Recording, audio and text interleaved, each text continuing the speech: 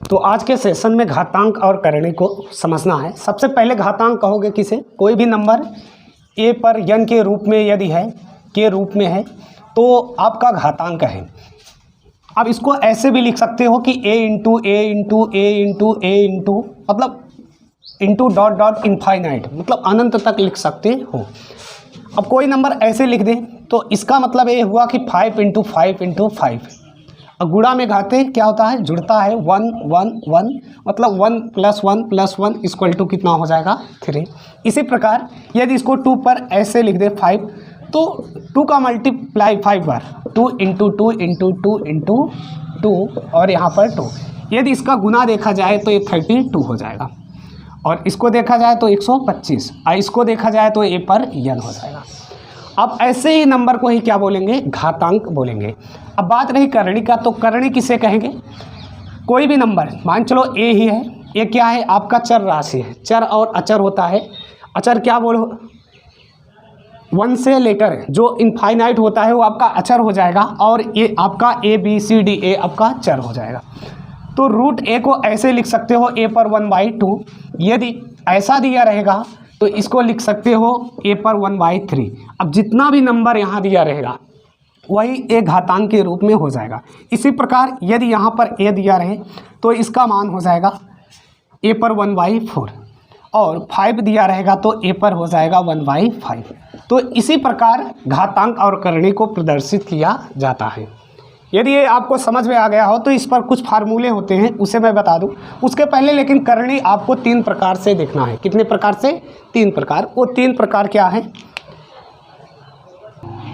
तो करणी के प्रकार देखा जाए तो ये 3 प्रकार से इसे व्यक्त किया जा सकता है।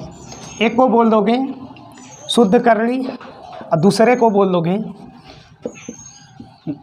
मिश्र करणी, और तीसरा हो जाएगा समरूप करणी। तो ये 3 तरह का करणी होता है। तो शुद्ध करणी किसे कहेंगे?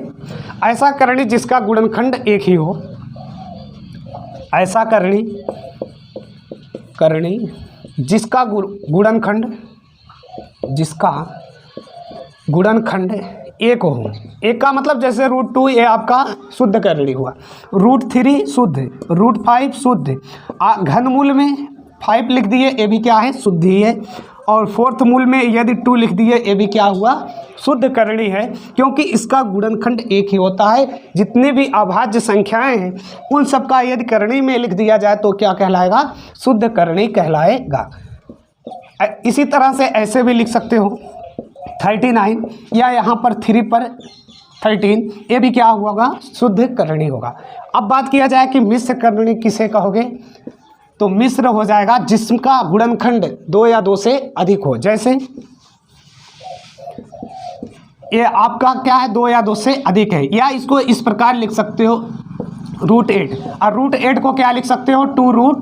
2√2, क्योंकि इसको जब सरल करोगे तो रूट में 2 इंटू 2 इंटू 2 इस तरह से लिखोगे, और जो 2 बार रहता है वो बाहर हो जाता है, और शेष 1 बार ये अंदर ही रह जाता है। इसी तरह से कोई और एग्जांपल ले लो, जैसे 32 लिख सकते हो तो इसको 4√2 लिख सकते हो, क्योंकि ये अंदर जैसे ही जाएगा इसका स्क्वायर हो जाएगा, 4 चौका 16, 16 दूना 32। इसी प्रकार 50 को भी लिख सकते हो क्या? 5√2। चलिए ठीक। तो देख लीजिए ये मिश्र करणी है और ये क्या है? शुद्ध करणी। अब आता है समरूप करणी किसे कहते हो? जैसे मैं लिख दूं यहाँ पर 3 2 और यहाँ पर 4 2, तो ये दोनों आपस में क्या है? समरूप हैं। जिसके करणी जो अभाज्य गुणनखंड है एक जैसा रहे वो क्या होगा? समरूप करणी होगा। इसी प्रकार 5√3 व 6√3 ये भी क्या है? समरूप है। यदि 2 घनमूल में 3 और यहाँ पर 5 घनमूल में 3, ये भी क्या है? आपस में समरूप है। तो मुझे विश्वास है कि आपको ये समझ में आया होगा कि शुद्ध करणी किसे कहेंगे, मिश्र करणी और समरूप करणी। तो ये 3 प्रकार के करणी होते हैं। लिखना चाहो तो लिख लो।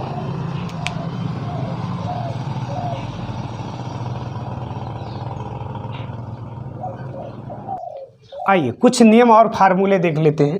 यहाँ से देखो, जैसे a पर m और a पर n इक्वल टू क्या हो जाएगा, a पर m प्लस n। गुणा में घातें जुड़ती हैं जब इसका आधार सेम एज होगा तभी। यदि आधार भिन्न भिन्न रहता है a पर m और b पर n तो ये जुड़ेगा नहीं। समझ में आया कि नहीं, ये जुड़ नहीं सकता है। मतलब a पर m प्लस n या b पर ऐसे लिख नहीं सकते, गलत है। ये क्या है, गलत है। अब ऐसे ही a पर m, a पर n, a पर r, मतलब जितने भी नंबर आ जाएंगे सभी आपस में क्या हो जाएगा, जुड़ जाएगा। आगे भी ऐसे ये बढ़ाते जाओगे तो ये आगे भी जुड़ जाएगा। नेक्स्ट, तो अगला हो जाएगा a पर m बटा में a पर n, तो भाग में घाते क्या हो जाएगा, घट जाएगा। जैसे ही ये ऊपर आ जाएगा तो ये माइनस हो जाएगा।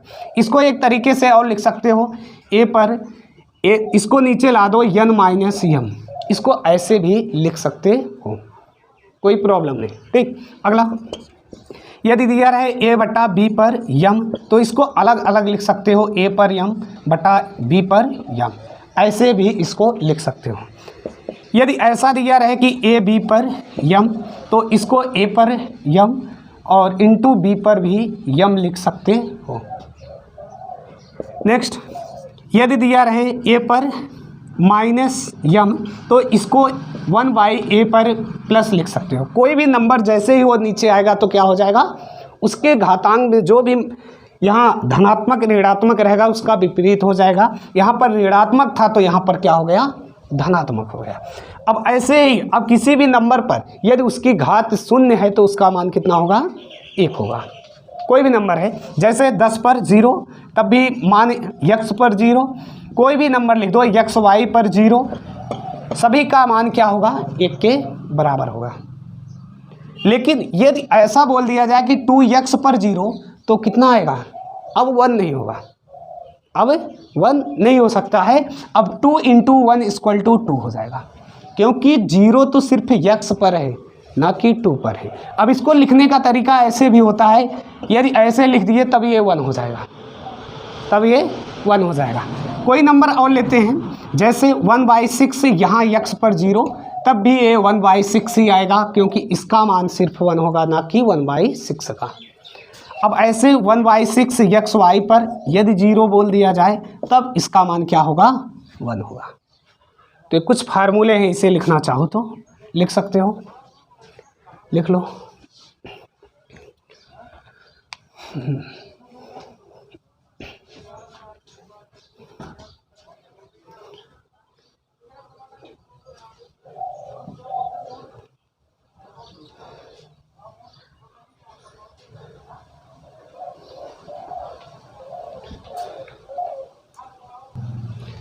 चलिए अब करणी में देख लेते हैं। तो जैसे ही करणी का मान दिया रहेगा, यदि यहाँ पर m और रूट में a दिया है तो इसका मान a और घात मतलब इसके घात में लिखोगे 1/m। अब कोई नंबर ऐसे दिया रहे या कोई सवाल m यहाँ पर a बटा b, तो इसको लिख सकते हो m रूट a और यहाँ m रूट b, ऐसे भी लिख सकते हो। और भी यदि दिया रहे रूट a का स्क्वायर तो इसका मान क्या हो जाएगा, सिर्फ a। क्यों होगा, अब इसे भी देख लेते हैं। क्योंकि a और रूट का मान 1/2 होता है, पहले से ही 2 था, ये 2 कैंसिल 1 पर मतलब a पर 1 तो इक्वल टू क्या हो जाएगा, 1। इसी प्रकार यदि ऐसे दिया रहेगा घनमूल में a और यहाँ पर घात 3 तो इसका भी मान क्या होगा, a कैसे आएगा। अब a पर 1/3 यहाँ पहले से ही 3, ये 3 से 3 कैंसिल हो जाएगा, जो कि क्या बचेगा, a। ऐसे ही यदि यहाँ m रूट a और घातांक m दिया है तब भी इसका मान क्या होगा, a ही। और यदि ऐसे दिया रहे root m into root n तो इसको लिख सकते हो रूट m। अगला देख लो, यदि ऐसे दिया रहे कि यहाँ पर m और रूट में n रूट में a तो इसको सीधा सीधा लिख सकते हो n रूट में a लिख सकते हो। और भी देख लेते हैं, तो यदि यहाँ पर m रूट में n रूट में r और रूट में a दिया है तो इसको लिख सकते हो यहाँ a और रूट m n और a क्या r। समझ में आ रहा है ना। इसी प्रकार यदि रूट ए दिया है रूट बी, तो इसको लिख सकते हो रूट में ए बटा बी, ए बटा बी। और यदि ऐसे दे दें, मान चलो रूट ए यहाँ यम और इस पर घात यन, तो इसको लिख सकते हो यम रूट ए पर यन, ए पर यन।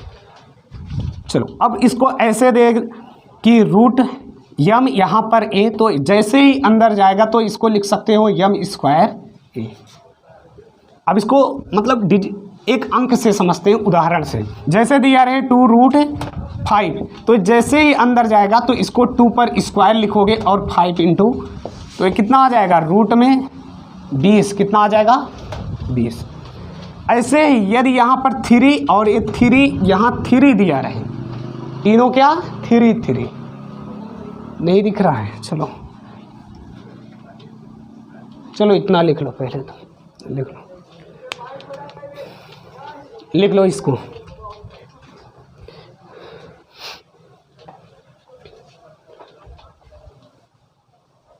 चलो अब ऐसे देखना है कि 3 रूट 3 यहाँ पर 3 और यहाँ भी 3, तो इसका वैल्यू मतलब रूट में कैसे लिखोगे, तो जैसे ही अंदर जाएगा तो इसमें जो नंबर यहाँ रहेगा उतना ही घात लग जाएगा, उतना ही घात। अब मल्टीप्लाई कर दो, ये आ जाएगा इसका आंसर 3 त्रिका 9 त्रिक 27, 27 यहाँ 81। ऐसे ही यदि यहाँ पर 4, यहाँ पर 2 और यहाँ पर क्या लिखा रहे 2, ऐसे देख लो यहाँ पर 4 है, तो इसका मान क्या होगा इक्वल टू वाट, तो इसको ऐसे लिख सकते हो 2 पर 4 इंटू 2, तो यहाँ पर 32 हो जाएगा। मतलब 32 को ऐसे लिख सकते हो या इसको ऐसे लिख सकते हो, समझ रहे हो ना बात। अब कोई नंबर यदि ऐसे दिया रहे 50, तो इसको क्या लिख सकते हो 5 रूट 2, लेकिन ये आगे है ना कि ऊपर है। यहाँ पर देखो एक तरीका यहाँ होता है, एक तरीका होता है यहाँ लिखना, तो ये क्या है यहाँ पर है, तो इसको ऐसे लिख सकते हो, इसको इस तरह से लिख सकते हो। तो फार्मूला में और देखा जाए तो यदि ए पर यक्स दिया रहे और बी पर भी यक्स दिया रहे हो, तो ये देखो यक्स से यक्स कैंसिल, ए बराबर बी हो जाएगा। अब इसका एग्जाम्पल देख लेते हैं। इसका एग्जाम्पल जैसे दिया रहे, मान चलो यहाँ 5 पर 6 और 6 यक्स पर, तो इसका मान क्या हो जाएगा यक्स का, ए 6 कैंसिल, तो यक्स इक्वल टू क्या आ जाएगा 5 आ जाएगा। दूसरा फार्मूला देखते हैं इसी प्रकार। यदि दिया रहे ए पर यक्स और ए पर वाई, तो ए कैंसिल हो जाएगा, यक्स इक्वल टू क्या हो जाएगा वाई। इसका मतलब जब एक जैसा आधार रहे और बराबर में रहे तब क्या होगा, आधार कट जाएगा। जब एक जैसा घात रहे और बराबर में रहे तो घात भी कैंसिल हो जाएगा। इसका भी एग्जांपल देख लेते हैं। जैसे 5 पर 4 और यहाँ 5 पर यक्स, तो ये कैंसिल हो जाएगा, 4 इक्वल टू क्या आ जाएगा, या यक्स इक्वल टू क्या आ जाएगा 4 आ जाएगा। समझ में आ रही है बात। चलो लिख लो, ये भी इसको भी लिख लो।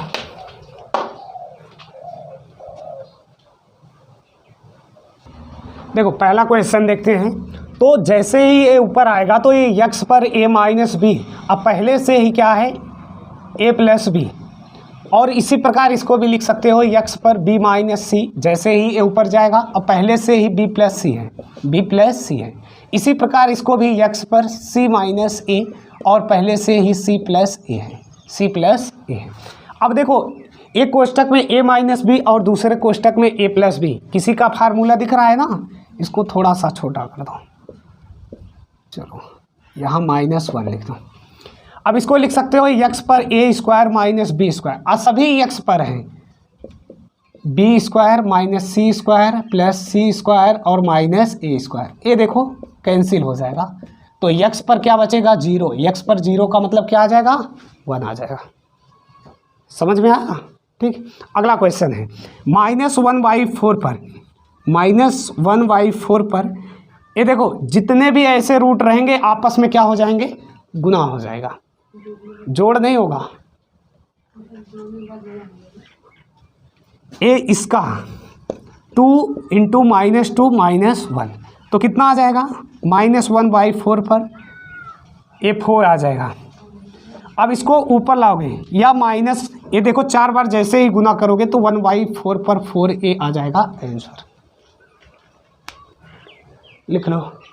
इसको और छोटा भी कर सकते हो, क्या लिख सकते हो 1/256 से लिख सकते हो, मतलब 1/256 लिख सकते हो, क्योंकि 4 पे 4 का मतलब हो जाएगा 256 हो जाएगा। चलिए अगला क्वेश्चन देखते हैं। तो ये तीसरा क्वेश्चन है, 81 को 3 के घात के रूप में लिखोगे तो 3 त्रिक 9 त्रिक 27 और ये 4 बार, तो यहाँ 3 4, ये 4 से 4 कैंसिल, 3 पर 3 इक्वल टू क्या हो जाएगा 27 हो जाएगा। 3 त्रिक 9, 9 त्रिक 27। चलिए इसको भी सरल करते हैं। 5 पर 3 -2/3, ये 3 से 3 कैंसिल, 5 पर -2, इसको अब लिख सकते हो 1/25। पहले तो 1/5 पर 2 लिखोगे, उसके बाद 1/25 भी लिख सकते हो। अगला क्वेश्चन यहाँ से देखो, अब ये हो जाएगा 4 पर 6, अब भाग का मतलब ऐसे लिख सकते हो 4 पर 9। आज जैसे ही ये नीचे आएगा तो घट जाएगा 4 पर 9 -6, मतलब 4 पर 3, और इसको 4 पर 3, 4 चौका 16, 16 चौका 64, 1/64 भी लिख सकते हो। जो भी विकल्प में रहेगा उसे यहाँ से लिख सकते हो। तो ये पहला क्वेश्चन है, इसका दूसरा क्वेश्चन, ये चाहे जैसे भी आ जाए, इसका सीधा सीधा गुना ही कर देना है बस। उसके बाद इसको घातांक में चेंज करना है, और इसको भी घातांक में, ये तो घातांक में था, सिर्फ मल्टीप्लाई करके घटाना था। चलो नेक्स्ट देखना है। तो 3x - y = देखो 27 को क्या लिख सकते हो 3 पर 3 लिख सकते हो ना। ऐसा क्यों किए, क्योंकि यहाँ भी 3 है और यहाँ भी 3 जब हो जाएगा तो एक नियम पढ़े हो कि 3 3 कैंसिल, x - y = 3 हो जाएगा। अब इसको भी ऐसे कर लेते हैं, 3x + y, 3x + y। अब ये 3 पर क्या होगा 5 होगा, 3 त्रिक 9 त्रिक 27, 27 3 81, 81 3 243। ये भी 3 3 कैंसिल, x + y = 5। तो समीकरण 1 समीकरण 2। अब देखो ऐसा कोई नंबर रखो कि घटाने के बाद 3 आ जाए, जोड़ने के बाद 5 आ जाए। तो 4 यहाँ यदि 4 - 1 करेंगे और 4 + 1 करेंगे, देखो 5 आ रहा है, यहाँ पर 3, मतलब 4 x का मान है और y का मान कितना है 1 है। समझ में आ कि नहीं। ऐसे भी कर सकते हो या समीकरण हल करके देख सकते हो, मतलब y कैंसिल हो जाएगा, 2x = 8, x = 4 हो जाएगा। हल कर सकते हो ना। अब इसको ऐसे भी कर सकते हो, कोई ऐसा 2 नंबर लो कि जोड़ने पर 5 आ जाए, घटाने पर 3, तो 4 और क्या 1 ही है ऐसा। तो यहाँ पर यह है कि 4 + 1 हो जाएगा, 4 - 1 = 5/3। ये आपका परम आंसर हो जाएगा। यहाँ x - y निकल गया तो 3, x + 5 y = 5, तो डायरेक्ट वही रखना है, तो x + 5 तो हाँ वही रख देते हैं, डायरेक्ट भी आ जाता है ये क्या कि डायरेक्ट x + y = 5 लिख देते हैं। मतलब यदि x का मान अलग से पूछता, हाँ y का भी मान यदि अलग से पूछता तब भी आ जाता, लेकिन वहाँ मैं क्वेश्चन में नहीं देख रहा हूँ कि ये x + y डायरेक्ट था। ठीक,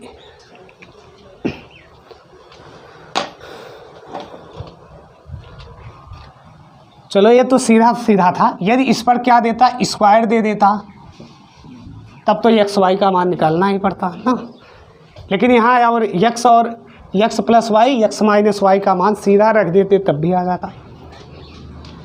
चलो अगला क्वेश्चन है। अब इसको 2x और × 2 पर -1 + 2x और 2 1 = ये 320 लिख सकते हो ना।